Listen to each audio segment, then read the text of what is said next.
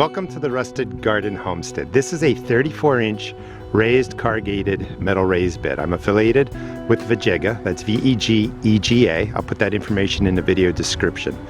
I am excited about this bed because this is perfect for gardeners that have difficulty bending over and getting low to the ground. This is 32 inches tall. This is what I recommend if you want to work in a garden that's about waist high. I'm 6 feet tall. This comes right up to my waist. I'll be able to fill this. I will actually put a filling video in the description too that I did last year, but I'll be doing a video on filling this up. But I wanted to show off this design and give consideration to the 32-inch raised bed. As we get older, we may want to spend our money on something like this so that we can continue to garden for years and years. What I love about this design, number one, metal raised beds are really light. I can pick this up myself. So I wanted to give you a couple of tips. At 32 inches tall, rabbits are not going to be able to get into here. So if you have a rabbit problem, these taller raised beds are wonderful. If you were to build this out of wood, you're not going to be able to pick it up and move it around. So I like the mobility. I also love the design in that they have fewer holes to put this together, but they give you a tool that just fits over the nut. You just turn it and it tightens. You don't even need a screwdriver. That's really important because I've used different metal raised beds and the assembly is a bit tedious. They have holes everywhere going down. You just don't need them. I think this design is brilliant, and I will show you the tool because it really makes a difference. Now you may be wondering, why did I only put 3 in? These are modules, so there's 6 flat sides like this, 4 curved sides, and you can shape this how you want. Like you could take this panel out here, put it right here, make it wider this way but shorter that way.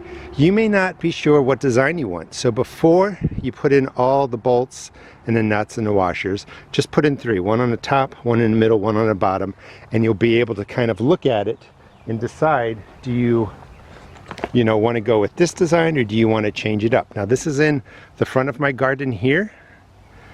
Because it's so lightweight, I can actually pick this up and move it around, which I think is really important. Again, you can't do that with a heavier build wooden bed, and it's going to cost you just about as much to buy the wood and build it than it is to buy something like this. Now these come in all different sizes, shapes, and colors, so you can check out their website if you want to consider getting the metal raised beds. The other thing that impacts people's gardens are moles and voles. Moles and voles can't climb, but they can come in from the bottom. So before you fill this, you would want to buy garden mesh. And it's really small holes like that where a mole, a vole, mouse couldn't get through it. And you would line the bottom. And you line that by really taking just a long piece of the garden mesh and you put it around the outside by a couple of inches and then through here. So it's just like putting down one big rectangle and then you sit this bed on top of it. Moles and voles won't be able to get into here, rabbits can't get up here, so you're really protecting your garden from rodents that way.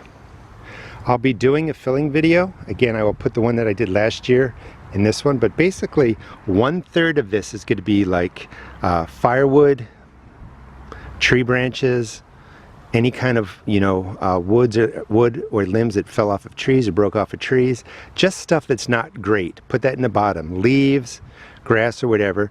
Middle of it's going to be better stuff. Top 6 to 8 inches is going to be your good stuff, and that's the way that really fill it more cheaply. But today I just wanted to show off what a 32-inch corrugated metal raised bed looks like. This is perfect if you have trouble getting down to the lower parts of the garden. This is going to last for years, at least 10 years, maybe longer. It's powder coated, protected against rust. You can read about all their design, at their site. Now there are many different metal raised bed companies. This is the one that I recommend. As I said, I like the design. Let me show you how easy it is to really put the bolts into this. This is everything you need to assemble your metal raised bed.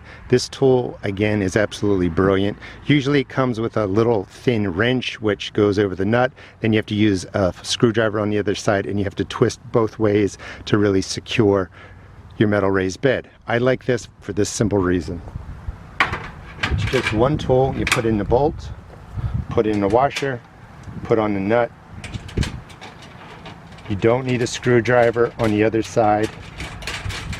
tighten it, you know, with your hand, and then this just goes on the bolt or on the nut, and you just turn it as tight as you can make it. It's that quick and easy to put the nuts and bolts together.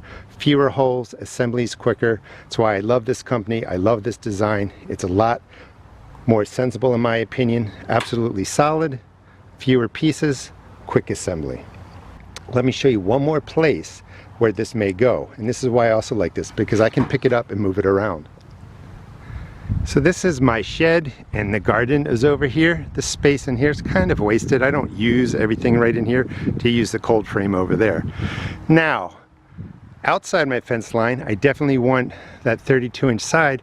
Rabbits aren't going to be able to get in there. And again, I'm going to grow 16 peppers in there. If you want to subscribe and follow me, I'll show you how to, you know, really overload this with pepper plants, but get wonderful production. So I'm thinking about putting it right into this area. I'll be able to grow the peppers out here. Same setup as I talked about with the mesh down on the bottom, keep out any moles or voles.